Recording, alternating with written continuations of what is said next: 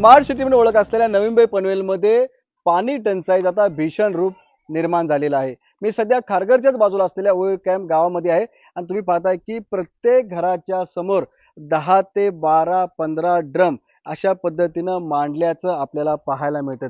तुम्ही संपूर्णपणे हे घरं बघा, या सगळ्या घरांच्या समोर अशाच पद्धतीने हे ड्रम मांडलेले आहेत आणि 3-3 4-4 दिवस आहेत या ठिकाणी पनवेल महानगरपालिकेच्या माध्यमातून पाणी पुरवठा केला जात नसल्यामुळे लोकांना इथे टँकरने पाणी आणावं लागत आहे. तुम्ही ही भीषण परिस्थिती पाहताय.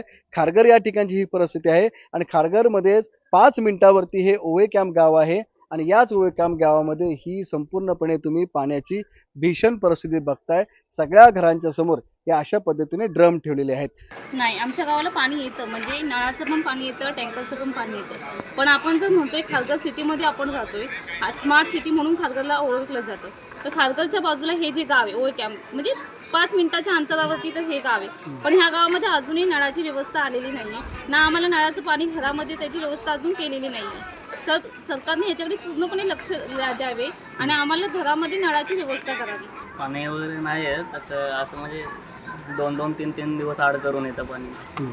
आणि परिस्थिती बघाल तर हे आता बघा कंटेनरचंच पाणी असतं हे सर्व. 2-2, 3-3 दिवस पाणी येत नाही, मग त्यामुळे कंटेनरचं पाणी येतं, टँकरने येतं. मग काय कोण पाणी पुरवठा कोण करतो? महानगरपालिका पाणी पुरवठा करते, पण सप्लाय कसं त्या टाकीमधून आपल्या गावाच्या टाकीमध्ये येतं पाणी. ते पण पूर्ण गाव मोठं आहे, तर पाणी पुरत नाही पूर्ण गावाला. तर 2-2, 3-3 दिवस आड करून अर्धा तास किंवा 20 मिनिटच पाणी येतं पूर्ण गावाला. खूप परिस्थिती वाईट आहे गावामध्ये पाण्यासाठी. आणि बघू शकता तुम्ही ड्रम वगैरे किती, सगळे लोकांच्या घराच्या बाहेर ड्रमच भरलेत. विकत पाणी घ्यायला लागतं आणि पाणी खूप दिवसातून येतं, कधी 2-2 दिवसातून येतं. आणि आले तरी 1 तास अर्धा तास बस. आणि एका नळावरती जेमतेम 2-3 फॅमिली पाणी भरतात आणि मग विकत घ्यावं लागतं पाणी. 500 रुपये 1000 रुपयाचं पाणी विकत घ्यावं लागतं विकलीमध्ये. खूप त्रास होतोय गावाला पाण्यावर. टँकरचं पाणी घ्यायला लागतं. टँकरचं पाणी येतंय महानगरपालिकेचं, तो आला तरी तिथे एवढ्या एरियात संपतो, पुढे येणार तर नंतर येणार दुसऱ्या दिवशी, मग खूप प्रॉब्लेम होत आहेत. ओवा कॅम्प गावातली भीषण पाण्याची परिस्थिती या ठिकाणी पाहायला मिळत आहे. विनायक पटेल, एबीपी माझा, नवी मुंबई.